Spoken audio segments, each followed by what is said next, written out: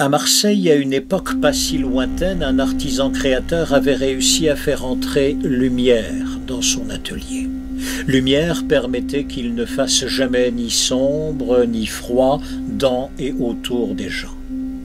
Heureux de partager sa découverte, il réunit autour de lui d'autres artisans créateurs. Ils prirent le temps de se rencontrer longuement et régulièrement afin de partager les richesses de tous avec chacun. Ils se rapprochèrent des meilleurs alchimistes qui avaient le don de transformer le plomb du silence en or de la parole pour animer leur rencontre. Ils s'inspirèrent des formules expertes des plus grands magiciens.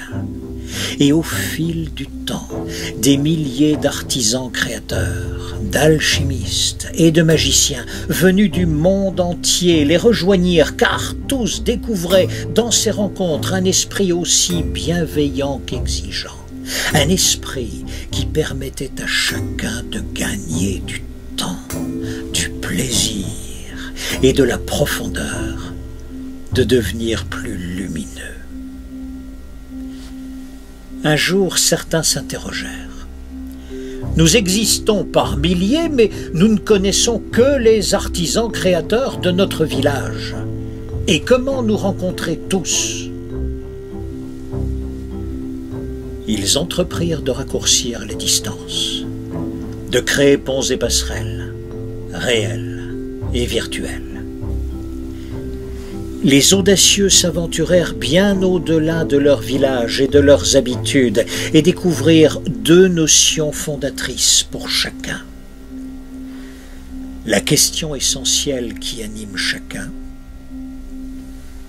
et la réponse que chacun a déjà à une question qu'il ne connaît pas encore. Comment faire pousser un arbre qui éclaire le ciel, bâtir une maison dont la taille s'ajuste avec ses habitants, affronter une tempête en chantant? Ce que firent les milliers d'autres artisans créateurs, alchimistes et magiciens en les suivant, alluma une véritable carte de lumière sur tout le territoire. Une cartographie lumineuse de chaque artisan et de chaque village dont ils confièrent l'entretien et l'animation à une maison. Leur ensemble gagna en puissance et en authenticité. Artisans créateurs, alchimistes et magiciens comprirent alors qu'ils faisaient partie d'un grand tout, où tout le monde pouvait, par un geste, un regard, un mot et même un clic, découvrir les trésors de chacun et partager les siens, se nourrir de toute la richesse cultivée. Chacun gagnait encore plus de temps, plus de plaisir et plus de profondeur.